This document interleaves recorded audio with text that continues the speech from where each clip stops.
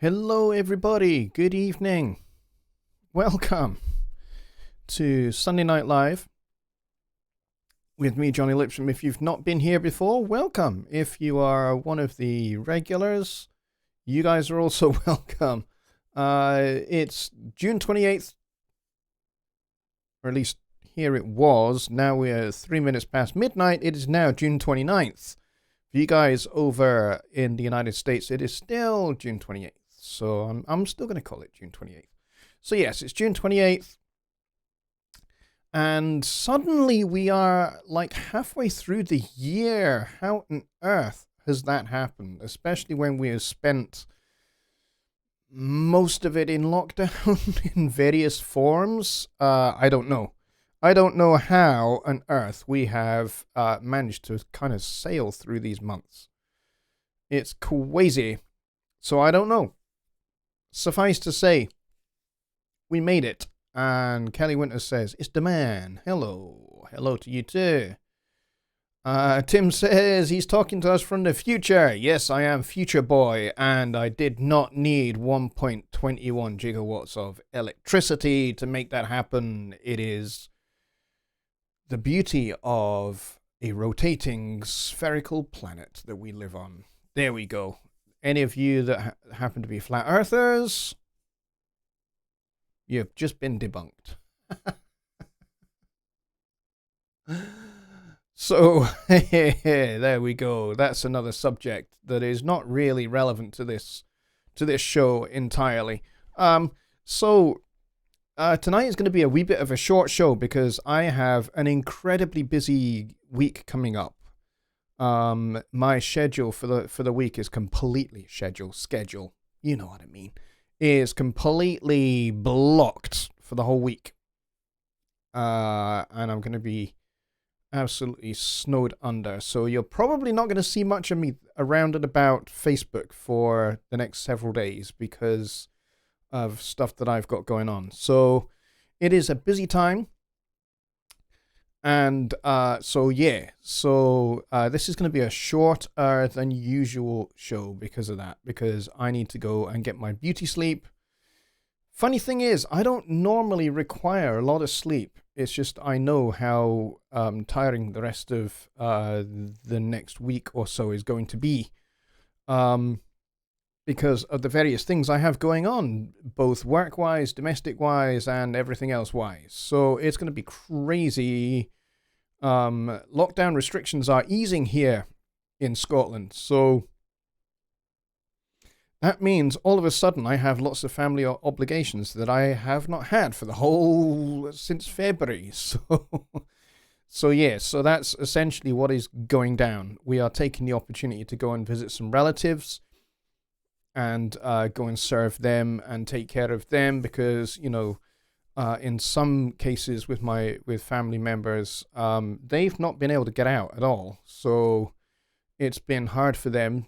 And, their neighbors have been helping them and serving them. So we want to really kind of step into the breach and help them out. So that's going to take up a considerable chunk of my time. Plus also just crazy stuff going on here in the studio with mixing projects that I've got going on. Plus my work for Presonus is a big thing. It's a big part of what I do now. So, Jonny Lipsham Studios is still here. It's still a business. I'm still working it. I'm just kind of having to combine my full-time job with Presonus with Jonny Lipsham Studios. And I'm having to kind of, now that I've been working this way for the last 2-3 months, I'm having to kind of think about how I prioritize things now. So a little bit of a rethink going on and a bit of a molding and shaping and all of that kind of going on with Jonny Lipsham Studios, which is not going to go away, by the way. So this show is going to carry on forever until I'm 70 or 80 or something.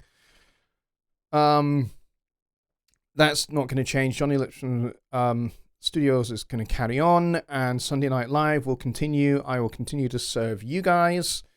And provide you the best Presonus and Studio One related dialogue, conversation, videos, tutorials, all that kind of stuff. I'm going to keep on putting out there for as much as I can. Now, a lot of you guys may have noticed that there have been an awful lot of live streams and not quite so many tutorial videos being put out recently. There is a very good and rational explanation for it, which I cannot really go into a whole lot of detail, other than I am brewing something really rather fantastic that I'm going to unleash onto my YouTube channel in the next several weeks. And it's taken me a long time to put it together. So, yeah, that is why you have not seen any videos, because I simply, with all that I'm doing at the moment and the new stuff that I'm going to be putting out on my YouTube channel, I haven't had time, really, to just keep on putting out regular once-a-week videos. So that hasn't happened since February, believe it or not. So, you know, my life has just kind of turned upside down a little bit. You know, now that I'm effectively doing 2 full-time jobs, plus I have also been homeschooling my kids whilst they have been in lockdown away from school. So, you know, for a lot of reasons, including the new stuff that I'm working on at the moment, I haven't really been able to keep on putting out a video every week. Just time has constrained me from doing that. So consequently, my views have kind of gone a little bit down recently, which is a bit of a shame. But I think, you know, people are expecting me to keep on putting out tutorial content, and I will. I'm still going to keep doing that. But, you know, just kind of like things and circumstances and opportunities have come up, and of course, coronavirus has kind of changed everything. Because now I have, you know, and right at the same time as lockdown started, I started my job at Presonus as well. So Presonus, running my studio, and making sure that my kids are keeping up with their school stuff. You know, those 3 on their own have been a huge challenge to me personally, and just being able to kind of compartmentalize everything and fit everything in. So something had to give, and one of the things that had to give was making tutorial videos for a little while. But that's not to say I'm not making videos. I am. I'm backlogging them at the moment, and they will be released in due course. But yes, I'm working on some new stuff, which is going to be awesome, and I think you're really going to dig. So I'm really excited and looking forward to getting that stuff out to you guys. It's going to be epic. It really is. What is coming up in the next few weeks is just going to be epic. You guys are going to totally love it. So, with all that said, there are a couple of things I wanted to kind of talk to you guys about, and I don't know how much you guys have really thought about this, but Jonny and I, on the last couple of shows, have been talking about, on Songwriting Simplified, we've been talking about mood and creating the right kind of mood for your song or for your composing project. Hey, William. William Everts is here. Hello. Long time no see. Welcome. I'm glad you're here. Welcome back. It has been a long time, but I'm really glad that you're here. And as you can see, I'm still here and still making my doing this crazy show at midnight every Sunday. But I'm glad you're here. Welcome. So Jonny and I have been talking about mood and creating the right mood for your project. And so that kind of got me thinking a little bit about, you know, expanding that idea out into not just a mood, but creating images in people's minds with our music. So, yeah, I'm kind of treading a little bit into the whole realm of atmospheric music, maybe a little bit. But I'm not wanting to pigeonhole what I talk about in terms of, just purely atmospheric music. I'm talking about music where we're dealing with sounds just for the sake of that sound and the colors and the images that they invoke and the mood that they invoke. So with this whole concept of music, I'm not just talking about atmosphere and, kind of just creating music that maybe has no sense of time whatsoever. I'm talking about how can we do this in a popular music context. How can we bring some of these ideas of sound for the sake of sound into popular music that we all relate to? Atmospheric music is fantastic. I have written a fair amount of atmospheric music myself over the years. And a lot of the backbone of atmospheric music comes from the kind of the influence of French composers like Ravel and Debussy and people like them, and the music associated with the Impressionist school of art, in fact, where everything was kind of all about suggestion rather than explicit statement. And these people like Debussy and Ravel and others that were a part of this music, this development of music, a musical outworking of the artworks that they were seeing from the Impressionist schools, had a profound influence upon people like Gustav Holst, the great 20th century orchestral composer. Holst was a terrific composer and had a profound influence upon how film music has been written over the last 80 or so years. Without Holst, you don't have John Williams and you don't have Hans Zimmer, because both of those guys are very influenced by his work, not just in terms of his harmonic vocabulary, but orchestrationally as well, and being able to summarize or kind of have the music as another character within the scene that you are watching, and being able to encapsulate and develop the characters the scene that you're watching. So, maybe from something like E.T., there is a piece of music that encapsulates the character of E.T., who is the central character of that film. And then there's also the young boy as well, and the relationship that these two had together, and how it develops and how it plays out throughout the film. And it's beautifully enhanced by Williams' sense of melody and sense of harmony. And so kind of that's where I'm going with this. I'm not necessarily just talking about orchestral music, but how do we bring these ideas into our own music? So kind of the way, hang on, I've got a itch right up my back, and I've been trying to ignore it for the last 15 minutes, and I can't anymore. There we go. So here's where I kind of start with that. Because the thing that I am most passionate about in terms of music would be harmony. I mean, melody, yes, I love melody. I love writing melodies. I love developing melodic ideas.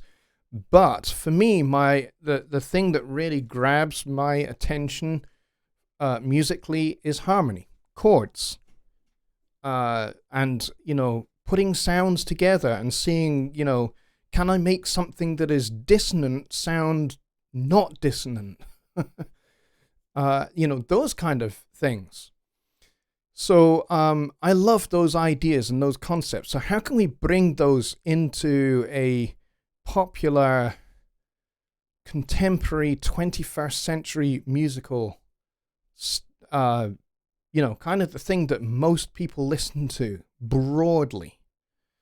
So, a lot of people listen to rock, a lot of people listen to jazz, a lot of people listen to R&B, a lot of people listen to rap music. How can we bring those elements in and, kind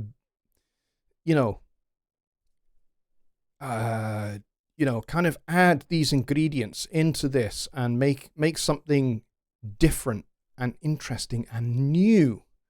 So for me, I'm going to start with chords, and you guys can add your own commentary in the chat. I would love that, and any questions that you might have. So when I'm talking about chords, I'm not talking about chords that necessarily progress in a logical major minor tonal fashion that we're all used to with popular songs. So with popular song, we're kind of used to let's take something in D major. So we're kind of used to let's go to standard piano. What the hell? Here we go. There we go.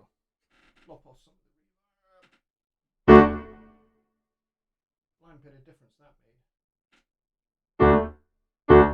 There we go. Little less reverb. So if we take something in D major, we're kind of used to this kind of thing.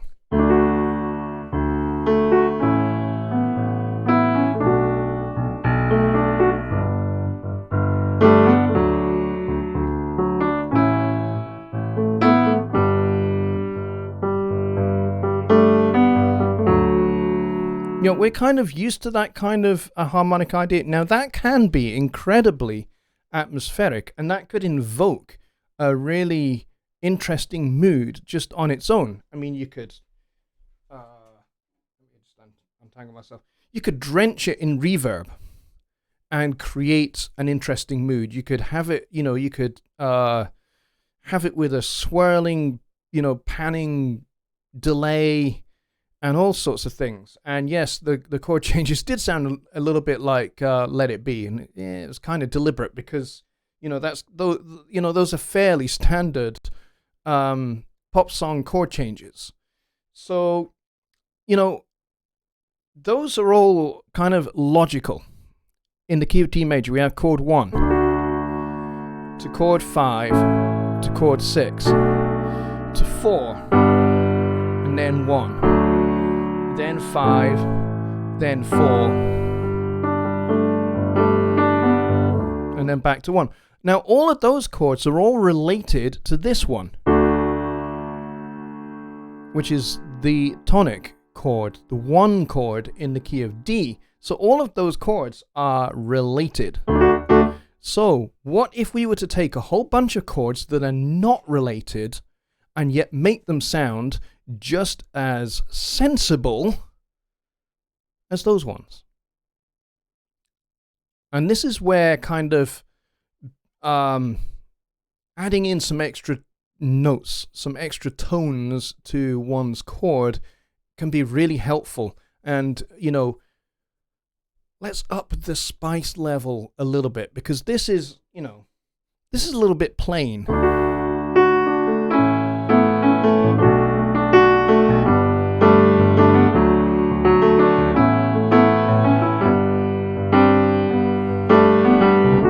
All of that's a little bit plain harmonically. There's not really there's not really anything of any spice there. Now, I can kind of, sense where maybe you guys are thinking I'm going with this, that my next step is going to be going into jazz harmony. Kind of, but not entirely. I want to avoid that as well, because I don't want to do something that is explicitly jazz, but I want to do something that is a little bit more rich harmonically. So we can still add notes to our chords without it being jazz. Okay? So, I can, automatically, as soon as I add a major seventh, everyone goes, oh, this is going to go into lounge jazz. Well, no, because, there's Eric Satie's Gymnopédie number 3 that has a lot of major sevenths in it.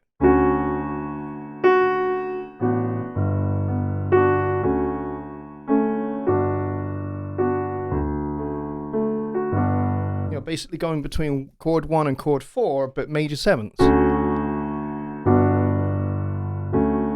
That automatically kind of ups the spice level just a hair.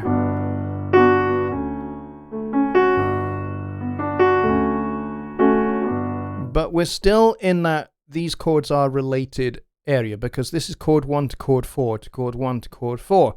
And there's nothing here that really does not belong in the D major scale. Sorry.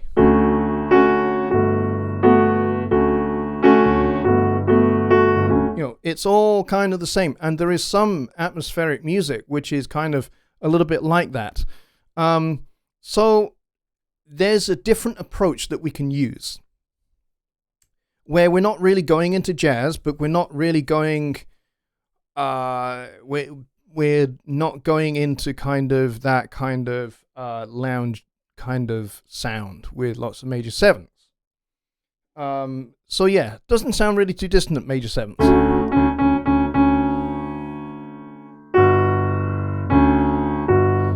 Interestingly enough, you can have a really discordant sound, like an interval, like a minor ninth, for example. So let's take a minor ninth, which would be the D to the A flat here, D to the E flat here. Ugly as heck, that is. That's horrible. But if I shift this E flat up a bit, and maybe up again, if I then add a few extra notes to it, suddenly that E flat there doesn't sound nearly so bad. And it's all to do with I've created some space between the D and E flat. Doesn't sound nearly so bad. That's one way you can kind of make something that should be ugly less ugly. Just kind of revoice the chords a little bit. So here's my approach. I'm going to take this D major thing.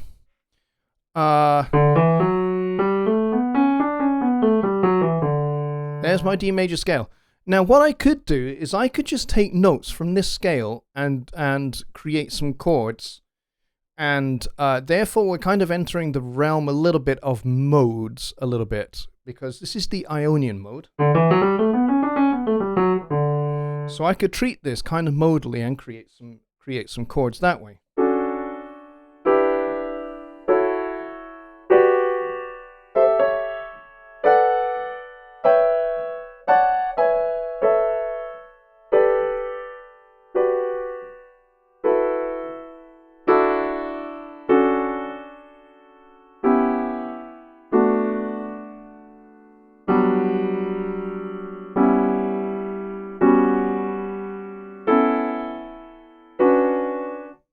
So they're all kind of, these have moved away from the realm of related chords now.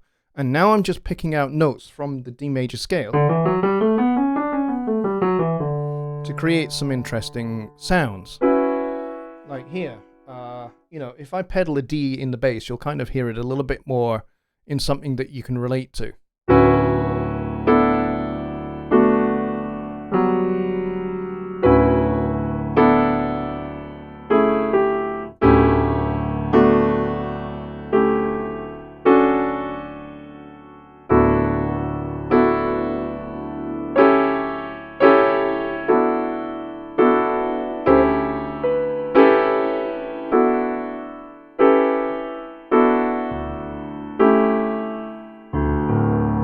So it makes it a little bit more palatable to the ear to do it that way.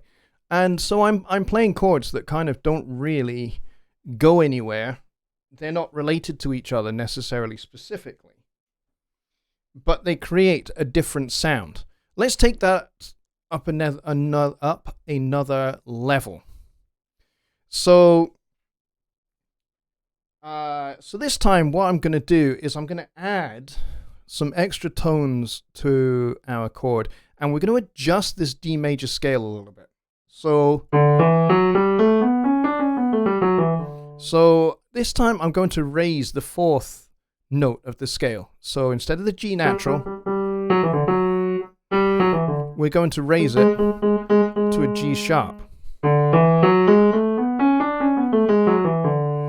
And automatically we get a different sound just there.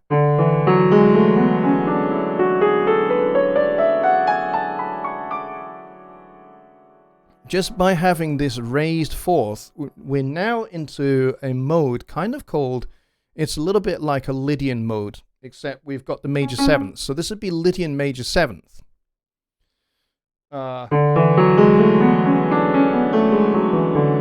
And I use this quite a lot to create some interesting sounds.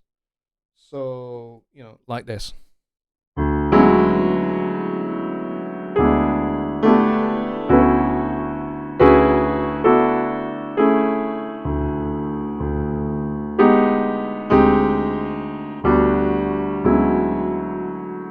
So you can have lots and lots of fun with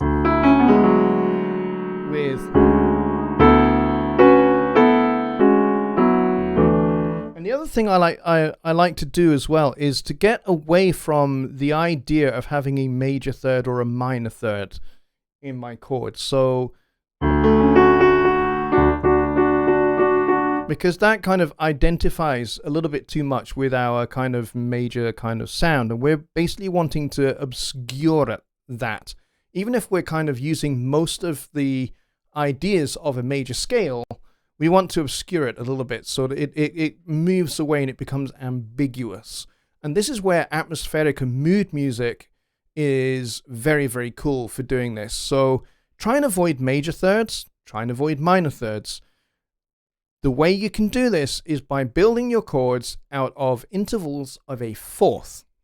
For example, if I were to have my D in the bass still, just because I can, if I were to play a B, an E, and an A, I've got a stack of fourths there, and I can move this about.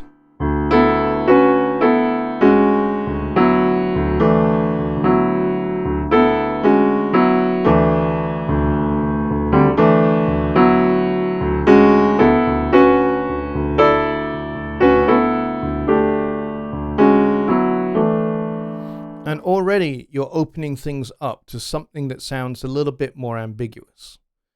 And therefore you can create a lot more interesting sounds with it. And suddenly, as soon as you start using this interval of fourths thing,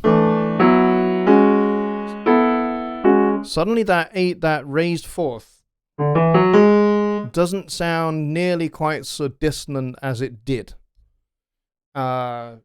But you still have relative spice.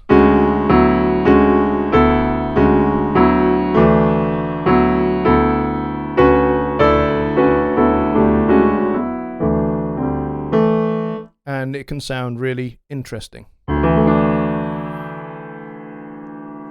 And so that would be a modal approach to harmony. And that way you kind of keep it kind of centered. And I think this is something that would work really well for just having a regular straightforward groove to it with, you know, guitars, bass, drums. That would work definitely. And, you know, a Western major minor equal temperament centered audience would totally get it. They'd understand it. They would, you know, they might go, hey, this sounds a little bit, yeah, I'm not really sure. It's not minor, it's not major, it's something else. That's what you want. And that's where you can really grab your listener and do something different. But let's up the spice level a little bit more. And I'm going to suggest another scale that you can use. And you can use this scale as a mode, but it does sound a little bit weird. but it is well worth investigating it and building a piece of music out of this. I wrote a piece a while back, in fact, a very long while back in the 1990s, and I wrote it for piano and clarinet, flute, and cymbals. Yeah, cymbals. And the cymbals were played in lots of different ways.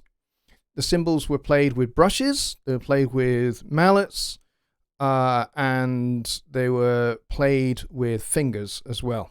Just, regular cymbals. I had some crash cymbals of different sizes. I had a ride cymbal, and they were all fairly dark in tone, which is why I chose these particular cymbals, just to provide something different.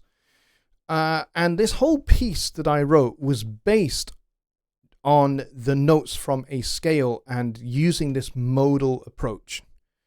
And the piece was called Shafts because what I was trying to capture was, on a sunny day, I had taken a walk into some woods. And as I walked through the woods, I came to a clearing. And there was just this cleared area that was about maybe 200 yards in circumference, I would say. And it was a beautiful, cleared little area. Quite why it was just this area that was cleared, I have no idea. But it was just this little area that was cleared.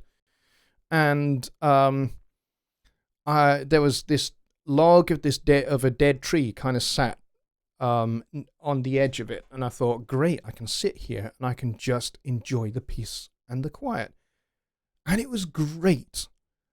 And as I sat there, I was looking at the sunlight coming through the canopy of the trees of this wood, and it was just making shafts of light. And I thought, wow, this is gorgeous. Just these shafts of light kind of shifting unpredictably. And, the sound of the wind and the trees. And I thought, this is great. I would love to be able to just capture this musically and then give somebody the aural equivalent of it, so in their mind they can create that same image that I saw with my eyes while sat in this clearing. And it worked really, really beautifully. And I did it as part of my composition degree because I was at university at the time. And I got an outstanding award for this particular piece of music, which I'm not going to play for you because I don't have a flute player and I don't have a clarinet and all of that. But I'm going to show you the scale that I used to create this weird kaleidoscopic atmosphere with the music. And it was based around a scale which is called the Diminished whole tone scale. So if you don't know what a whole tone scale is, that's your first step to understanding this. And by the way, you can create great atmospheric music just based out of a whole tone scale. Just ask Berlioz. He made a lot of music just out of a whole tone scale. What is a whole tone scale? Well, when you take a major scale, it is a mixture of whole tones and semitones, whole steps and half steps.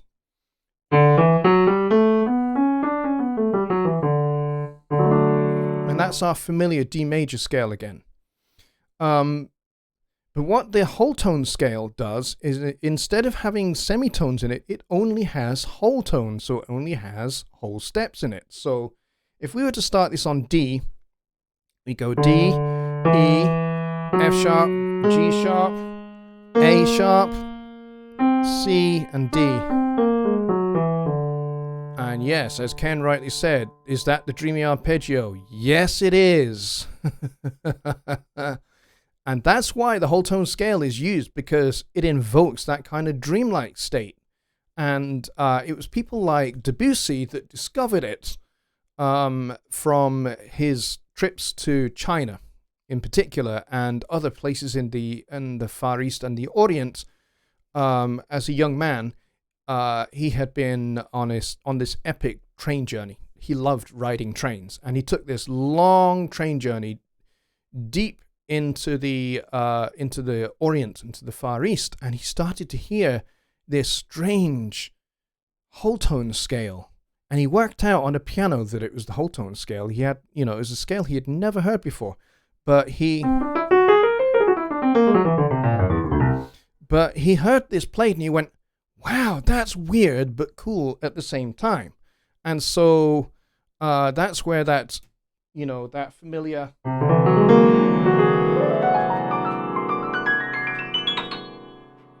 where that comes from. And everyone goes, wow, we're going into a dreamlike state. That's precisely why Debussy went, this is great. And as soon as he got home to Paris, he started writing this piece for a chamber orchestra and based entirely out of this whole tone scale. And it sounds absolutely epic and glorious and weirdly dreamlike. It's exactly what he was trying to invoke. But what the diminished whole tone scale does is it messes with some of the intervals of this whole tone scale. And it flattens a few, which is why you get the word diminished in there. So what am I talking about? If I start our whole tone scale on C, we get C, D, E, F sharp, G sharp, A sharp, C. But what we're going to do is we're going to flatten the second interval and the third interval and the fourth interval, and then we're going to keep the rest of it. So we're flattening the second, the third, and the fourth, and then we're keeping the rest of it.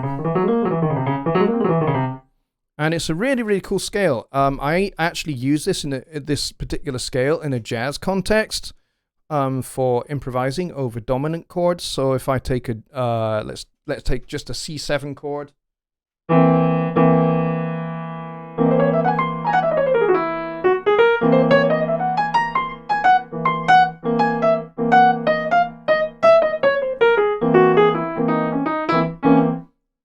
It fits. It sounds a little weird, but it fits. There you go.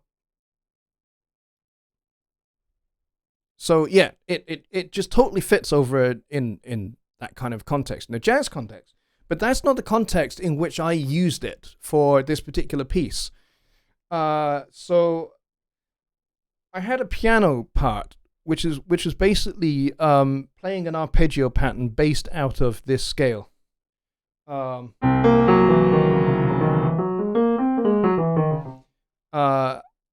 that kind of went all the way through, kind of undergirding it. And then I had the flute and the clarinet play in fourths or augmented fourths throughout.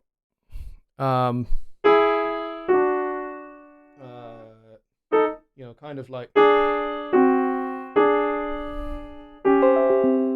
I forgot to turn my notification sounds off. Damn it. I keep doing that. Let me do that just right now so we don't get inundated with notification sounds. Where's my notification sounds gone? Notifications, turn that off. So yeah, so I had the flute and the clarinet playing in this. And it just sounded really great. And really mysterious. And then, of course, with the cymbals being played with either brushes, mallets, or with my fingers. Another trick you can do with a cymbal is basically point the stick down so the tip is actually, vertical to the cymbal, and then you rotate the cymbal on the stick, and it makes this glorious, weird sound. So I did that a few times, and I had a big tub of water, and I punched the gong with my fist and then lowered the gong into the water, which makes another totally weird sound, by the way. And the whole thing just fitted together beautifully. So you can build chords out of this really weird scale. Like this. And when the scale itself sounds really dissonant. And just a little bit weird. But you can make it sound not dissonant at all by spreading those notes out a bit, like this.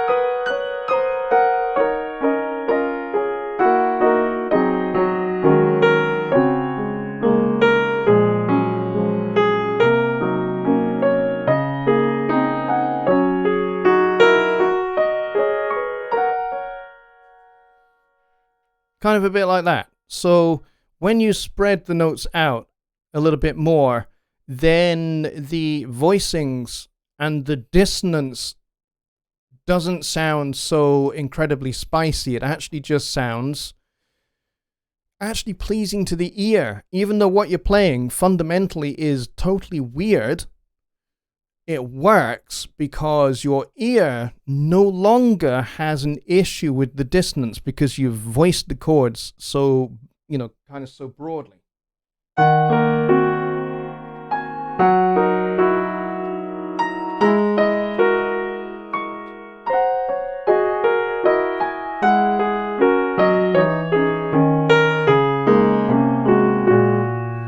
Kind of like that. It really kind of has a pleasant sound to it instead of something dissonant.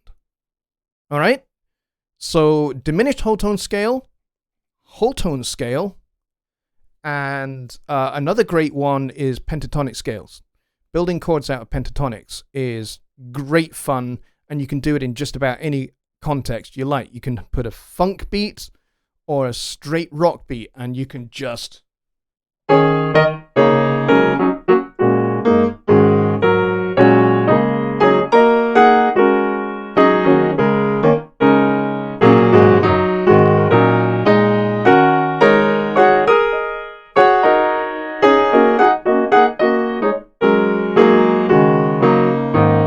And, it sounds nothing like,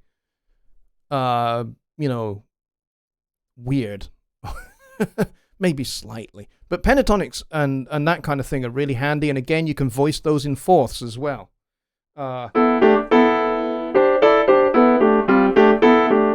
And it will work just as nicely. Aaron Copland, yes, Bop Studios, spot on. Aaron Copland was the master of pentatonic harmony. And a lot of his music, like that, Appalachian Spring, features a lot of that kind of pentatonic harmony idea. So there's a few ideas for you guys to kind of go in and take away and go, hey, how can I do this in my style of music? If you're a rocker, go for it with a rock beat and a chugging bass and some chugging guitar, and just have a play about with some of these ideas, some of these modal stacks of fourths ideas over just use a major scale if you want, and then as your ear becomes accustomed to that, then maybe add a little bit of extra spice with the Lydian major major scale rather. And then the whole tone scale, diminished whole tone scales, just up the spice as you get accustomed to the different levels of spice, is what I would say. All right, so let's go and do questions. Will it chug? Yes, any chord will chug. Doesn't have to be, any chord will chug. All right, so there were some questions further up. I need to go and find one or two of them. That totally is the scale behind the Pink Panther theme. Yeah, the Pink Panther theme kind of borrows a little bit from the melodic minor scale, mostly. Did you call that a diminished whole tone scale? Yes, I did call it a diminished whole tone scale. That is correct, yes. It's diminished because you've got some flattened intervals in the whole tone scale, particularly the second and the third of the scale.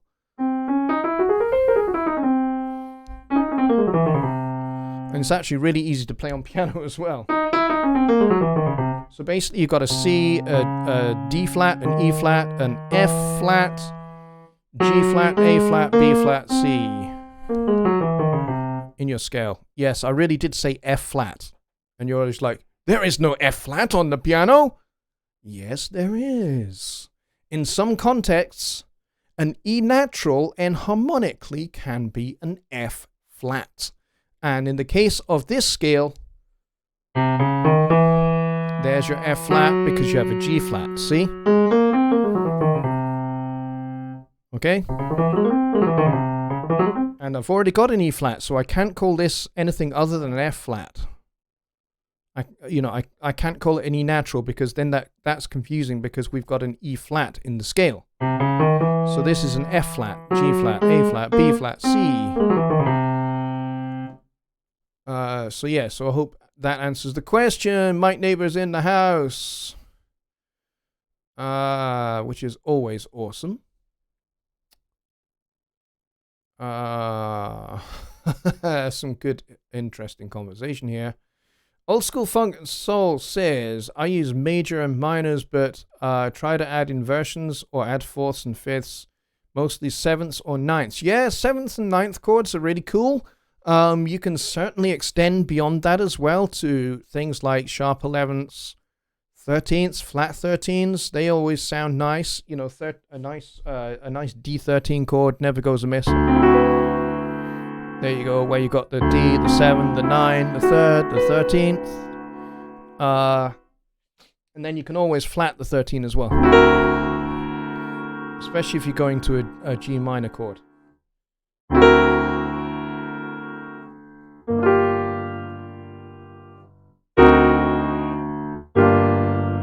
It's a nice resolution.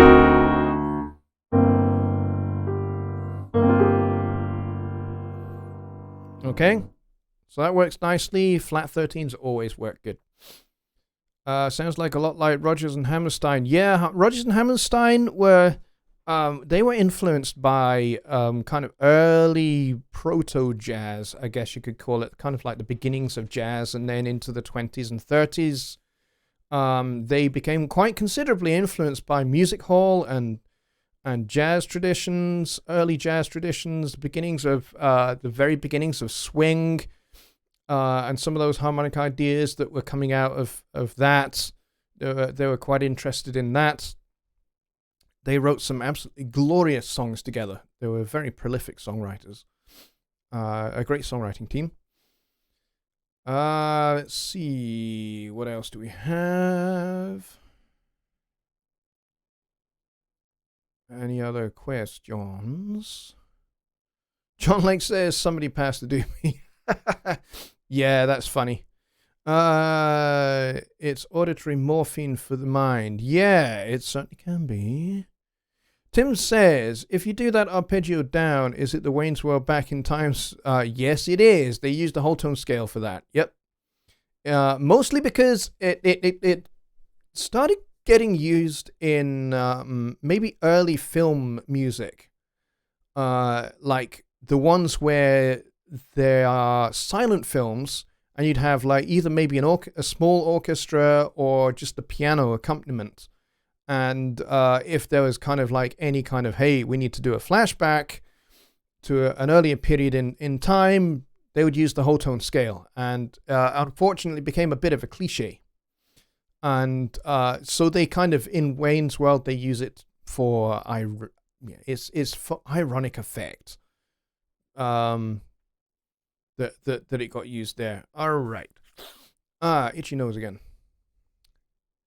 Bob Studio says, I like the whole tone diminished scale. Never knew that it was defined. Yes, it is. Yeah.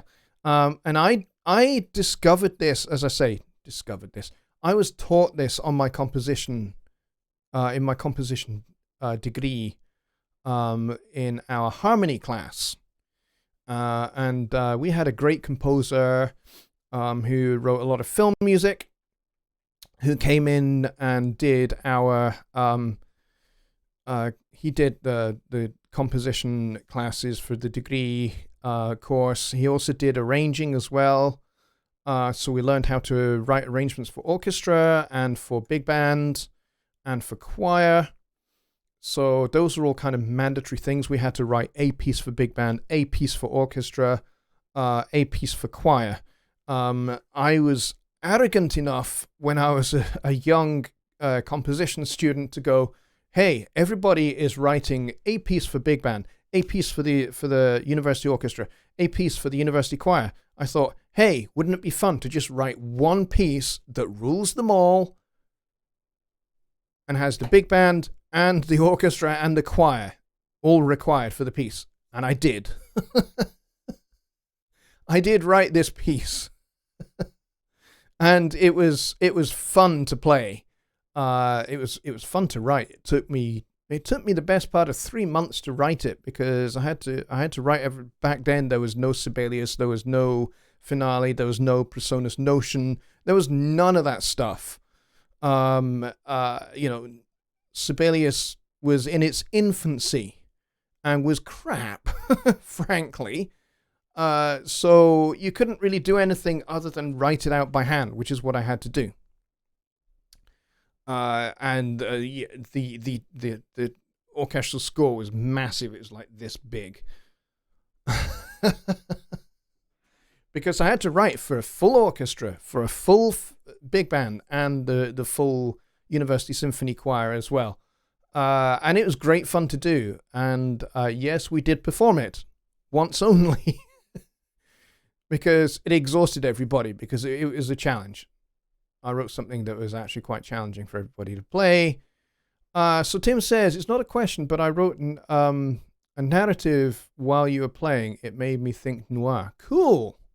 Well, Tim, you and I should talk, and if you want to do the voiceover for it, then send me the track, and I will put some music to it. That could be quite fun. Let's see. Mike Davis says E natural is F flat. I know crap about music theory. In some contexts, it's F flat. Only in some contexts. Like there are some keys. Like if you're writing in G flat major or E flat minor, you would come across F flat quite a bit.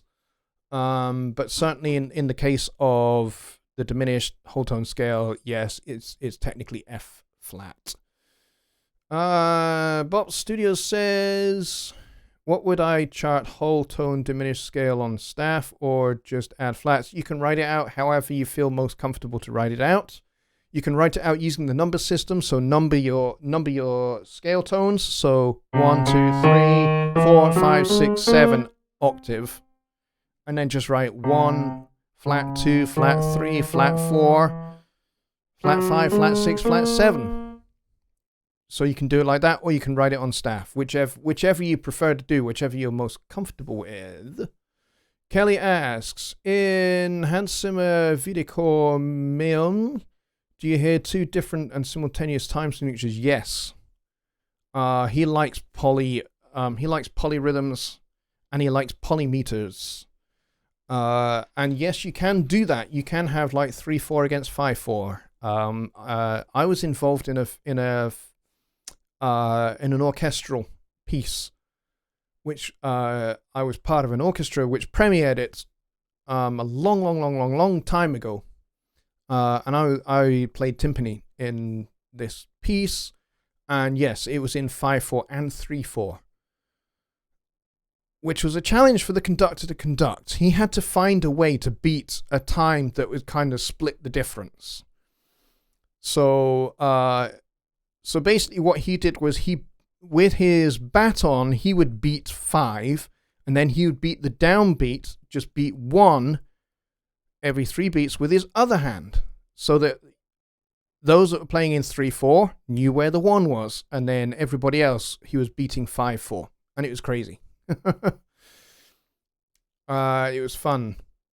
John Lake says, what makes a ninth a ninth? A ninth is so called because it is above the octave. So 1, 2, 3, 4, 5, 6, 7, 8. There's your octave. The next note up is D, which is a ninth. So I've got big enough hands that I can stretch a ninth. I can also stretch a 10th. And I can almost stretch an 11th. Just about. I can just about stretch an 11th. So yeah, so that would be an 11th. That would be an augmented 11th or sharp 11th. And then you get the 13th here. So there's your 13th. There's your 7th. Let's move it down a little bit. It's easier to hear. There's your 13th there. So you get root, 3rd, 7th, 13th.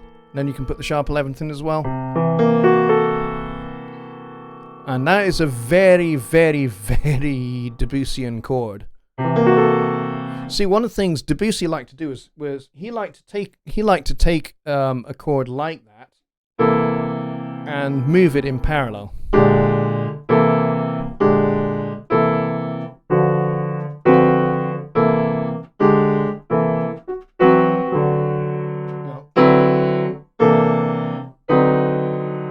Oh, I did a flat 9 there.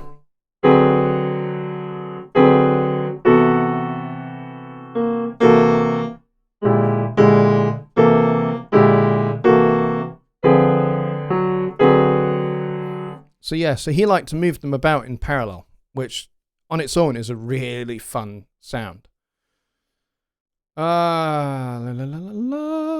If I am making samples, can I clean up the pool in the browser without affecting save files that I made in Studio One? You can, because you can do clean unused.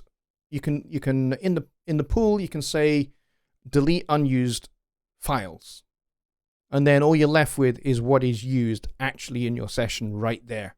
So if you've created stuff and then hit the delete button, and you've done that a few times, you've created an event, then deleted that event, they still live in the pool because Studio One uses non-destructive editing. So you can chop things up, manipulate the crap out of anything, and then go, yeah, I really hate this, delete it, and then just drag it back in from the pool. It's there, completely untouched, because what happens is the Studio One event view references what is in the pool. The pool is never touched. It just references. So you can chop things to Hades and back. You can turn them upside down, transpose them, flip them, invert them, make them sound hideous, delete them, and still bring back the original. So if you delete a whole bunch of files and all you're left with is the ones that you really like, you can go through and you can say delete unused files, and it will just get rid of the ones that you're not currently using and leave you with what you are currently using. So yes, you can do that. I hope that helps. Tim says, hell yeah, it'd be hilarious because I'm insane. Well, good, because that makes two of us, buddy. William Evans says that's okay. E gets its revenge on F when the key calls for with the E sharp. Yes, it does. You're absolutely right. Kelly Winter says, thank you. I was going crazy. There you go. Polytemporal. What did you call it? Not polytemporal. I can't remember what I called it. What did I call it? I'm going to have to go and review my video and figure out what I called it. Polymeter, I think, is the correct term. Is where you have two different meters. What is a meter? It's a time signature. So 4/4, 7/8, 9/8, 21/4. Whatever you've got going on, you can have those, and sometimes you can combine them, and you can create something called irrational time signatures. They do exist. There are compositions out there that make use of irrational time, like 7/9 or 4/6 and that kind of stuff. They do exist, but you cannot do them in Studio One. Studio One does not yet use or support, I should say, irrational time. I do poly quite a bit. Yeah, poly, put the kettle on. Bob Studios, last comment there, I did not get, and he would throw relative major on top. Oh, right, okay, gotcha, yeah. Yeah, that's another thing you can do, is you can stack chords on top of each other. Bob Studios makes an excellent point. So, you can have like a regular G major triad and stick an F sharp on the top. And that sounds interesting. Or regular G with an E major triad on top. Or, I don't know, first inversion C major with E major 7th on the top. That sounds quite fun because you've got a minor 9th twice because you've got it here, and here. But you kind of get away with it because of the distance.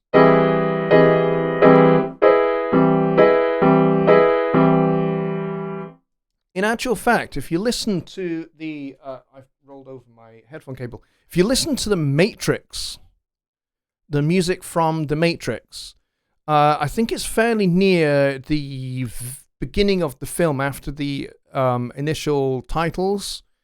You get trombones and then trumpets, I think it is, answering, going call and response, and they're both playing a major chord, a major third apart. So you have the trombones going, and then the trumpets going. I think they actually maybe even do.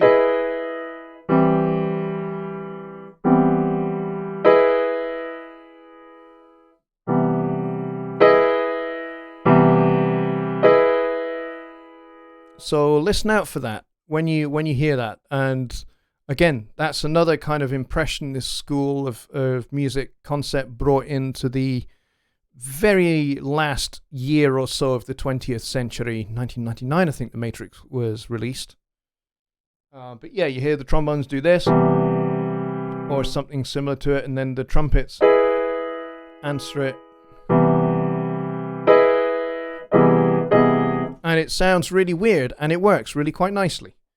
And actually provides a really good mood setting for what The Matrix is all about, which is kind of like, are there more than one reality? And is the one that we currently experience every single day, is that the real reality, or is it just a computer-generated fantasy?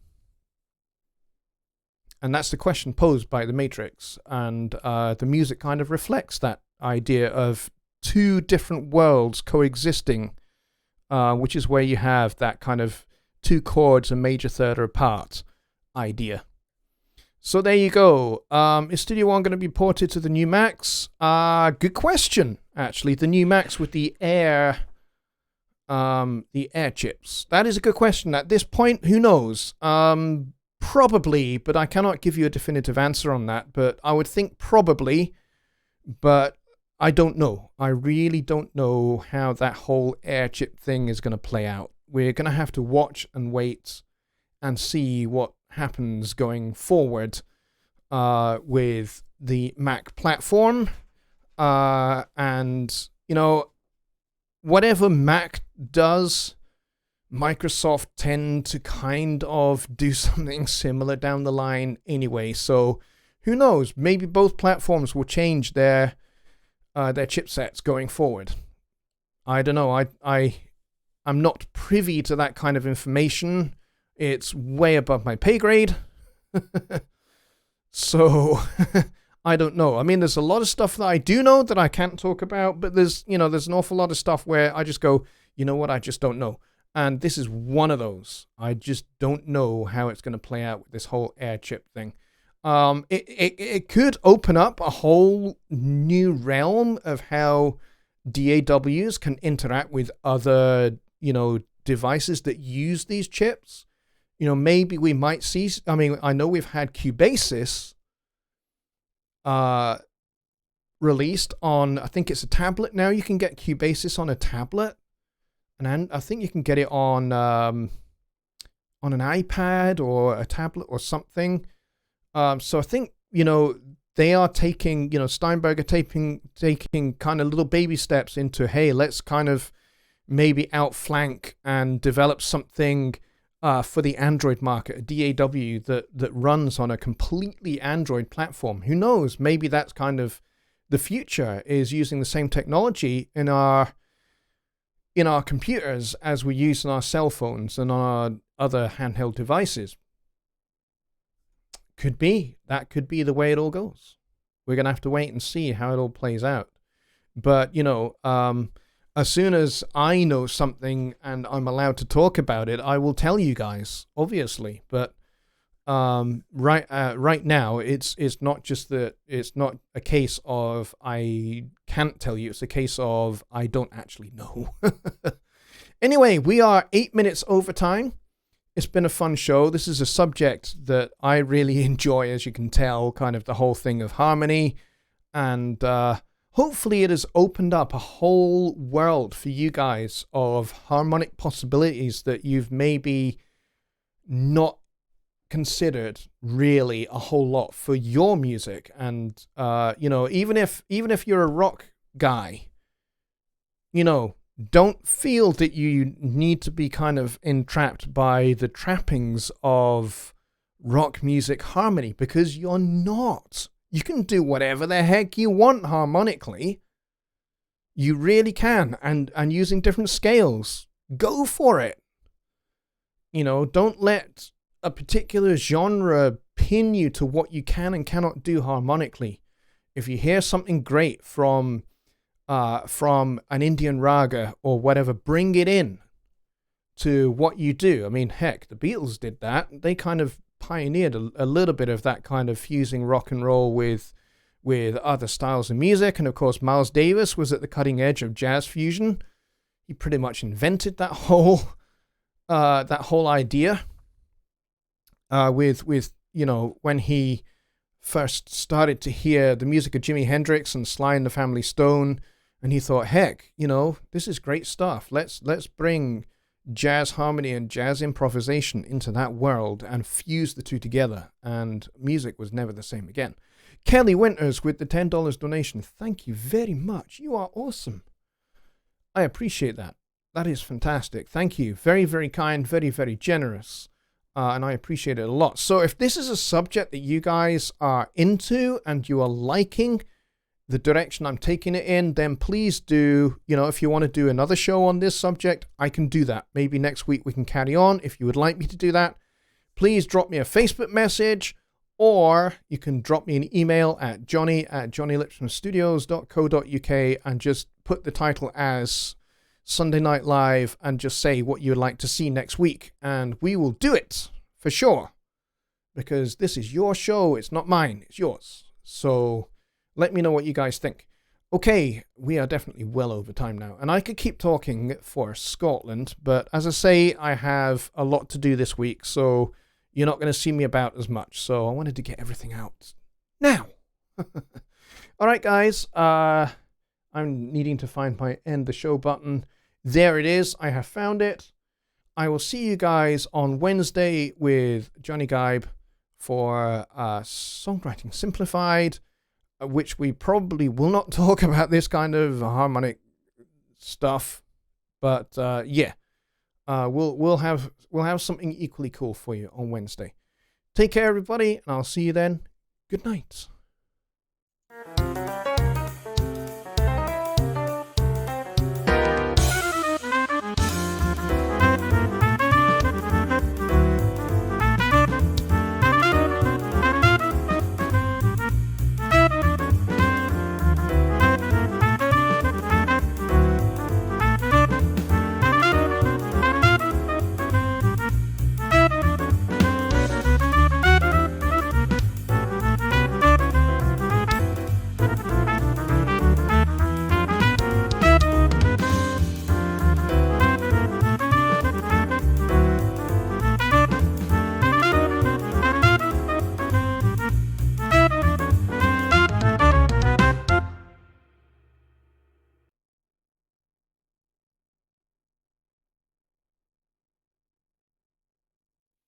Sorry, Johnny, dude.